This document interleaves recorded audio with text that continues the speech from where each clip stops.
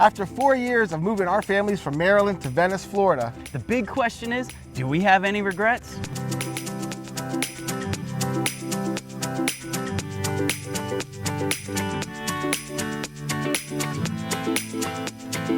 so it's been 4 years since Caleb and myself packed up all our bags, got our families together, and moved from Maryland all the way to Venice, Florida. And I remember that journey like it was yesterday. All the fear, the trepidation of leaving behind everything we're familiar with to go to a brand new state to chase that never-ending summer. I'll tell you what, for me, it was scary. You know, when we first started thinking about it, it started off with we would come down here on vacation, and then we would always just kind of ask ourselves that question, why don't we live here? Why don't we live here? And it seems like it's an impossible task to accomplish. But we just kept our mind to it. We have to do this, we have to do this. We started letting the kids know so that they could be mentally prepared for it. We decided to sell our business, so that took some time. So you really just got to get your ducks in a row. You got to commit to it. Now, I remember the first moment I decided it was just another long, dreary winter. Ice storm after ice storm. We get those in the mid-Atlantic. It essentially shuts everything down. And I started researching sleepy beach towns in America. And I literally started all the way from the Pacific Northwest and worked my way through every beach town until I landed on Venice, Florida. There was something unique, something special that really resonated and emanated from a distance. So I started that research mode, and I tell you what, I started to fall in love, but I could not take another long, cold, dreary night. I could not take it. And I remember how my family was. Every year we save up a bundle of money to go maybe hit the Outer Banks for a week to 10 days, to feel like we're living on cloud nine, only to have a lot of that fear, a lot of that angst of that summer ending, and then you go back to those seasonal blues. I couldn't take it for another day. I'll tell you, tell me if you share this feeling, but would you miss raking leaves? Would you miss shoveling snow? You don't have to worry about that kind of thing down here. And that was something for me. The winter, it was dark, it was gray, and to be honest with you, it just meant work. Now I gotta go to do my winter work where it's miserable outside, it's cold, I don't wanna be outside, and it's dark, sun doesn't come up till 8 o'clock, the sun goes down at 5 o'clock. Enough of those winter blues. Did you ever have winter blues? Or you have winter blues right now and you're wondering, how the heck do I get out of here? Well, listen to our plan and you can figure it out. Well, we understand that there's a lot of moving parts, and whether you're just moving on your own or with a family, it's a huge leap of faith, and there's a lot of research to take into account. Of course, with children, the first thing is the schools. Where are the schools? What are they rated? Are they a great community? And rest assured, part of the motivation for Caleb and myself, individually and collectively, we realize that the schools here are absolutely top-notch. For sure. Number one in the whole state of Florida. That's right. Sarasota County is number one in all of Florida. You have Venice High School, which is a rock star, solid place where Division I athletes are born every day. Scholars, it's a scholarly atmosphere. It's a strong community, and they show up and show out on Friday night lights, just overlooking that water. That place is an absolute spectacle. But there's other things to consider. There's those moving costs, those big, what do you take, what do you whittle down? We've said it before, Caleb, we have a saying, says, what do you leave behind? Leave that behind. You don't want it. All that dark furniture, all that stuff, you don't want that stuff. Come down here, start a new life, start with some great new light colored furniture, some whites and tans, really spice it up. I tell you what, it's an opportunity to kind of rebuild yourself, remake yourself. Now, we had to take a lot of things into consideration. We had to make sure that our children were okay and content with this, but ultimately we made the decision for our families, and it was a decision that you're gonna find out later on whether we regret it or not. Now, I remember all of the concerns that we had before we made that move to Venice, Florida. We were really in heavy research mode, really trying to answer so many questions. It's taking all of your life's questions and trying to compress them into one quick, expedited answer. Now, here I am in beautiful Heritage Park in downtown historic Venice. And this is the park, this is the walk that made me fall in love, made my wife fall in love, and made us decide that we're moving here to Venice, Florida. It's really hard to ignore all of the beautiful green spaces, all of the nature, the fact that you get to walk it all year long. It's never too cold, for exception of maybe a couple of weeks of a little bit of a cold front, which we call sweatshirt time, where we get to pull out our best sweatshirts and truly enjoy and flex all of our college sweatshirts and all those things that have been collecting dust in our closet. But this is the reason why we fell in love, this charm of this small town, this island feel. Now, we didn't move to the island, we lived down the road, but the island is what is the pulse of this area. The island is where Venice High School is located. It's where these beautiful Mediterranean style buildings were built in the 20s, and is the heartbeat and the pulse of all of this area. And it certainly stems, now that we have the birth of our new anchor point of value, Welland Park. Between here and Welland Park, it truly has become double the pleasure. Now, Welland Park was just a dirt mound in the vision when we first moved, so it certainly wasn't part of that catalyst, but it has changed. This area has grown. You know, we moved down here just right around COVID. In that COVID time, there was a birth of remote working, and so a lot of families in droves moved down here. We weren't the only ones had the genius idea of hitting that reset button in life. We were looking at our dollars, we were looking at our value, we were adding up all of the money we spent on all the collective vacations, and realized that we would have taken all that money, could have put money down on the house and been living that never-ending summer. So we made that leap of faith, but it took visiting this beautiful town, it took visiting these beaches and understanding that we can accomplish everything we're doing back in the Washington, D.C., Silver Spring, Maryland area and live our best lives without having to give up anything when it comes to lifestyle. Now, this is a huge faith, it's a huge move, it's a big leap of faith, and we don't take this process lightly. Now, if it's your first time to the channel, Caleb and I are both local realtors here in the Venice, Florida and surrounding area. And since we've made that move, we perfected that process. So we help out-of-town buyers connect the dots and find their dream home. But since we've become local experts here, we also help sellers tell the story of their home and move on to that next chapter. Now, we're thinking that this chapter is the best one written yet, and we're thinking that this chapter might be something you want to incorporate in your story. Now, I love this town, I love its charm, I have all the love for this community, and it's really grown. I've grown to love it, and this community has certainly given us love back. It has certainly helped grow our business. We've watched it flourish with the birth of all that remote work, with the redesignation of this place, not just being a retirement community, but now being labeled as a multi-generational community. It has certainly been a huge benefit, an ancillary value, a big bonus, something we weren't expecting. Now, the area has not outgrown itself. It's not bursting at the seams. It's just right. The development is fluid, but this charm, this town, the beauty of it, it's not gonna change. So I highly recommend you get on a plane and you come visit this place for yourself and realize that this place may be your future home.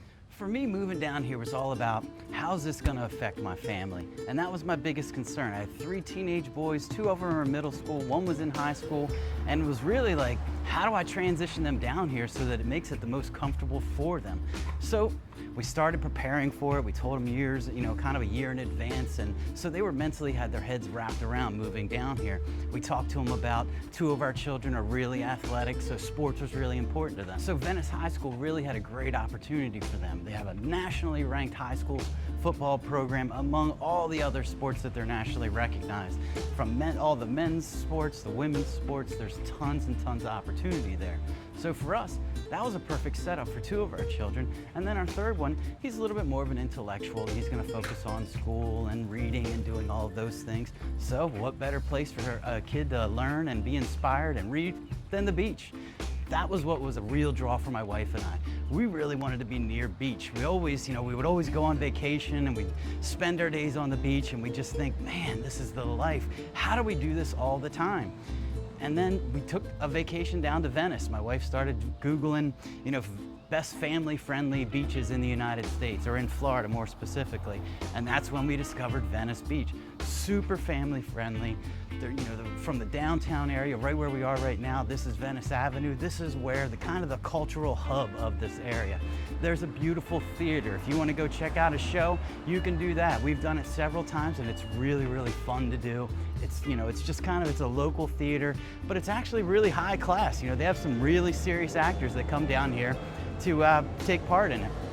So between the sports for my children, everything that you have down here with the culture, with the restaurants, all the things that you can do, and then the incredible beaches, this area just had everything that we wanted. We just decided enough of going on vacation and regretting, man, I wish I lived there, I wish I lived there. We can actually do this, and we did. And I tell you what, been so surprised by all the great things, the fact that you don't have to hunker down in the winter. That's when the best time is. Like I mentioned before, 2 of my boys love sports. The best time to play sports is in the winter down here. You can be outside, it's 70 degrees.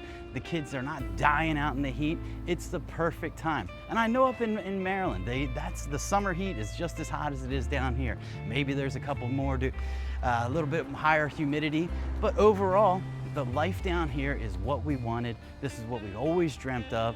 And I tell you what, the kids have not looked back either. They've enjoyed it. They're outside, they're working out, they're playing pickleball. They're doing more now when they're down here, and they can do it all year round as opposed to up there. You know, you had that summer season where maybe you went to the pool a couple times. It was open for a whopping 3 months. Down here, that pool's open all year round, and the winter's probably the best time.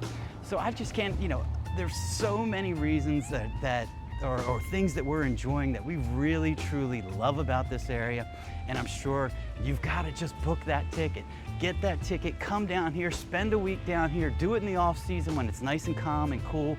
And I'm telling you folks, you won't regret it. So after 4 years of both Caleb and myself and our families packing up everything we own and moving our families down to Venice, Florida, the big question is, do we have any regrets? Now, to put things in perspective, Caleb and I, we don't take this lightly. We are 1 week removed from Hurricane Helene, and we started this video a week prior to that. We've been very conflicted ever since. We want to make sure that we don't come off as tone deaf. We want to make sure that we have enough time for our community to heal, to regroup, and to rebuild.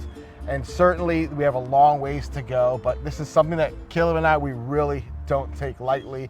This is a very important thing, but we understand the inevitability of time and change.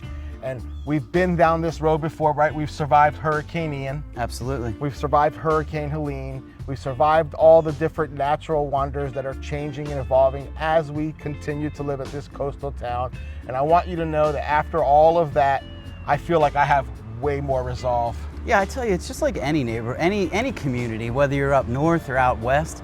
When you go through a natural disaster like that, like we just had, it really draws people together. You know, we're determined to rebuild and make it better than it was before. So, you know, I don't want to call that a positive unintended consequence of hurricanes coming through, but the reality is things get rebuilt and better than they were before, up to code, so that the next time these types of things come through, those homes and businesses that were 40, 50, 60-year-old structures, you know, the nature kind of ran its course on that and spoke and said, you know, it's time to rebuild these, sadly, you know. But we want you to really know that, yes, there were some places down here that were damaged.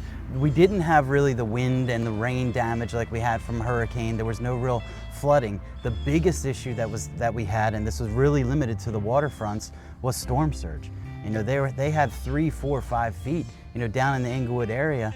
We drove through there. We wanted to see what it looked like. We wanted to do it quickly and respectfully because we understand that those business owners and homeowners, they're trying to rebuild. You know, that's why we didn't capture any video of those types of things, because these people are going through really challenging times, and we don't want to try to, you know, we don't want to compound the stress. We're not here for sensationalism. You can capture all the disaster and all of the stuff that's being done to mitigate it through any media channel. We're not realtors here to sensationalize. We're not chasing views. We are here to offer a service. We're here to be part of this community. Now, it was not too long ago from our memory banks that we experienced Hurricane Ian. It was my first big major storm, and we experienced quite a bit of damage. We learned a lot along the way. And I want you to know, in the midst of it all, when it was all happening, I myself was without power for almost a month. I sustained heavy damage to my home. It took a long time to mitigate. And I remember having some moments of doubt, but then also I had moments of clarity.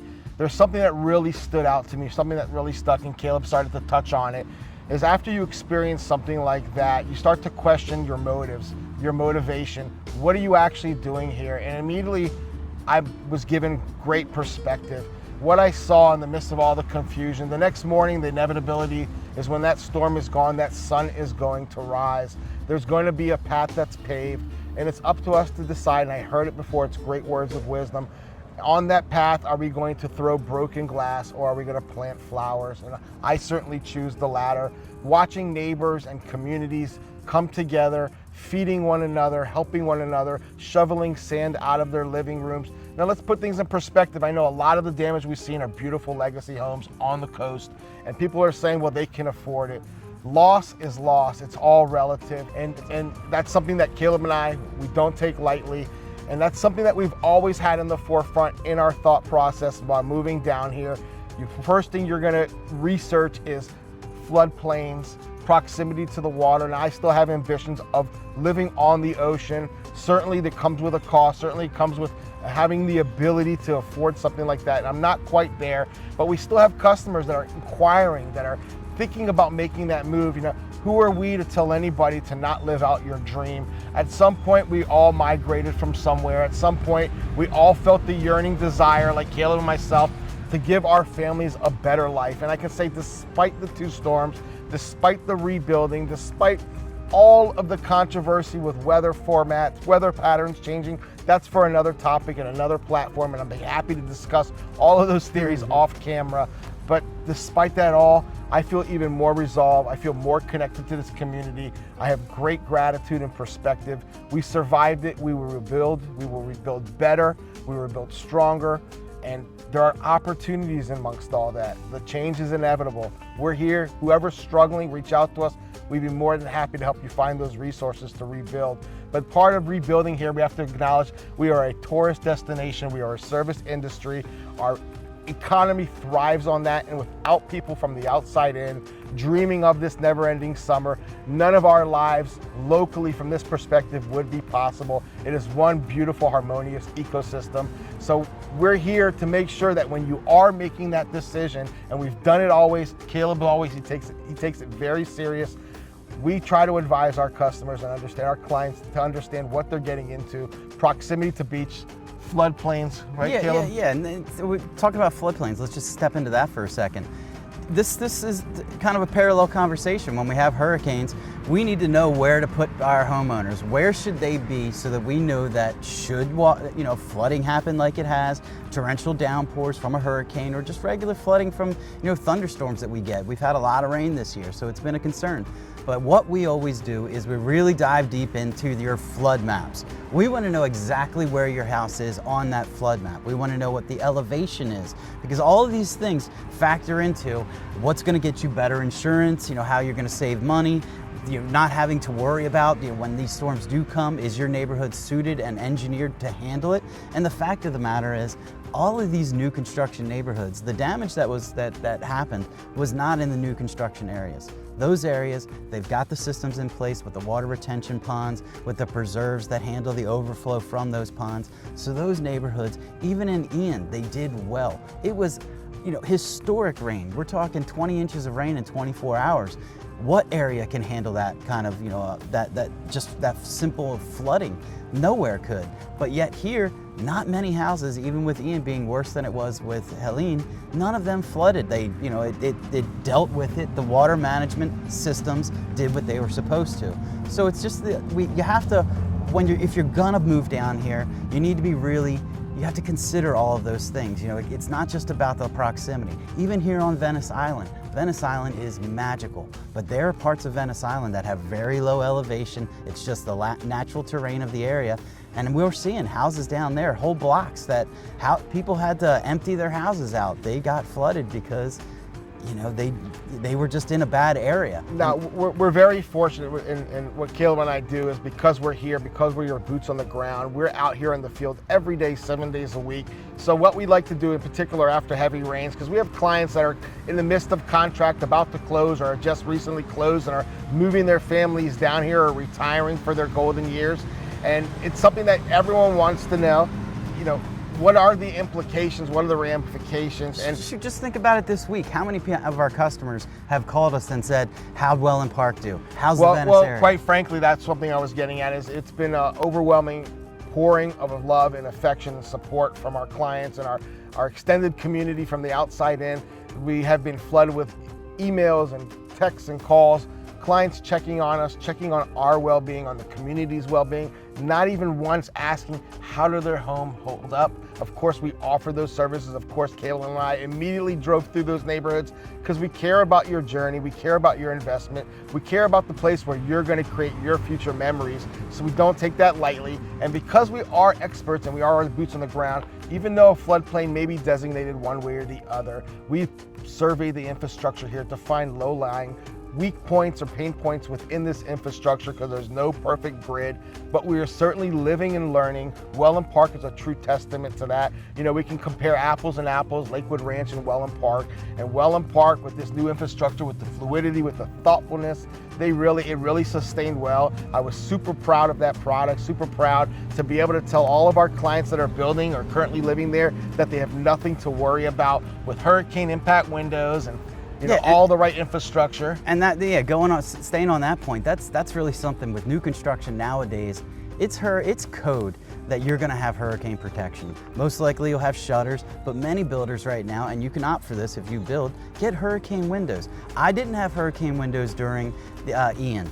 And so I had to board up my house, and it was dark, it was scary, we couldn't see what was going on. But we learned from this. And what did we do? We replaced all of our windows, all of our doors, our garage door. So now we're 100% hurricane impact protected. So that now this storm that came through, we literally were able to sit there in our living room and watch it happen. So we knew how bad it was. We weren't in the dark. So there are things you can do. Another big thing that we did was we got an outside hookup so that we can have a generator. So if we do lose power, we just simply go out there, hook the generator up, and we're good to go. Buy a bunch of 5 gallons for your gasoline. Think about it. With a generator, typically, you're gonna be able to run on 5 gallons of gas for about 8 hours. So that's gonna power most of the things in your house for about 8 hours. So now do the math. How many 5 gallons do I need in order to make it 2-3 days? My advice would be get 8 5 gallons, because that way you've got 2.5 days to get through. So should the power be down around you, you can't get gas from the gas stations, you'll have that safety net to know you're good to go for a few days. Now, there's different perspectives to this, and there's different demographics and economic entry points here. So we understand that it's all relative in the way people envision their lives down here. Now, we still have clients who have that ambition of living that never-ending summer and living on that waterfront, and that's okay as well. What we notice is when we have these storms, they expose the weakness of our infrastructure, they expose the weakness of homes that quite frankly needed some tender, loving care. Some of these homes, unfortunately, will be tear downs. There will be distant memories at some point, but everything we saw, even new construction, they're being built better, they're being built sound. We have the technology to be able to forecast many more storms way in advance so we can take all the proper precautions. And what we saw was business as usual the following day. Builds on the water continued their work as usual.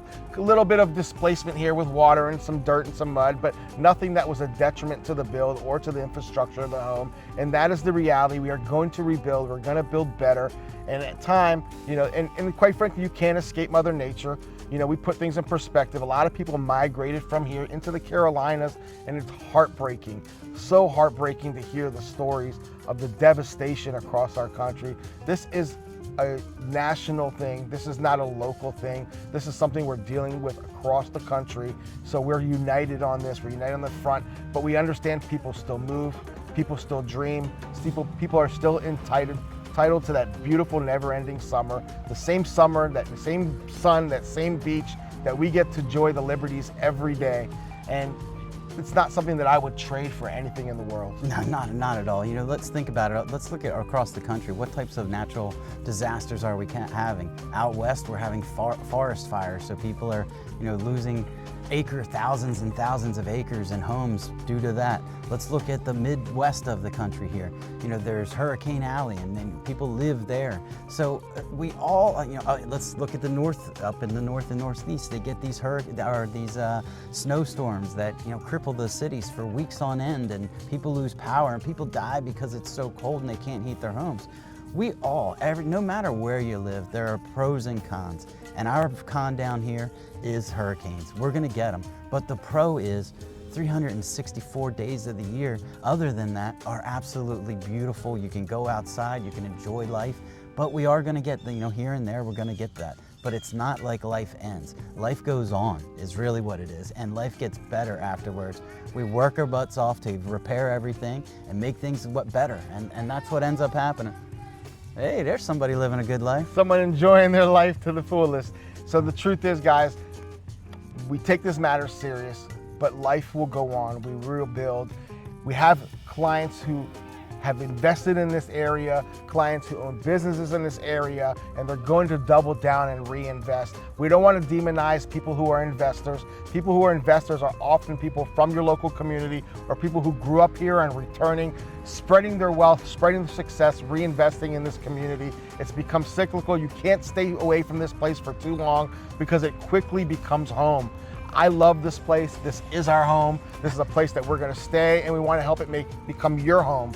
So to put things in a lighter light, we will continue, we will fight. We are Venice strong, we are Sarasota strong, we are Englewood strong. Florida strong. We are Florida strong. We're so happy to be here. We will continue to be here. We'll continue to answer all those questions that you have, connect those dots, find your dream home, help you tell the story of your home and move on to that next chapter. We are your local experts. We truly care. We want you to come down and be part of this community. Don't let the weather deter you. Don't let politics or anything in that horizon deter you. Keep your eyes on the prize. Keep your eyes on that beautiful sunset. All right, so the one thing that we have to remember is we need to go and support those small businesses that were hurt by this storm. Give them a couple months, let them rebuild, let them kind of retool things. They're probably going to improve things along the way, but give them a little bit of time and then go support them. It's critical that we go to these small business restaurants, these small retail shops, because we need to show our support because they make the beach experience complete. They make it exciting. It's what everybody looks forward to, and it's critical that when they get back up and running, that we all go and support them as locals and as tourists. Whether you're a snowbird, whether you're a visitor, whether you're a local, you're all an integral part of this community. It's what makes this community so special. It winds down during those dog days of summer, and it ramps up in the fall and winter, where everyone is truly living their best lives. If you want to live that life, if you want to live that never-ending summer, if you want to endure a couple of storms with Caleb and myself, all you have to do is what, Caleb? You got to give us a call, shoot us a text, send us an email, or schedule that Zoom call so we can sit down and really get to know what you're all about and what you're looking for. So there's not much else to cover, right, Caleb? I don't think so. So for This Week in Venice, Florida, I'm Caleb. And I'm your friend in this community, Lanir. And we'll see you next week.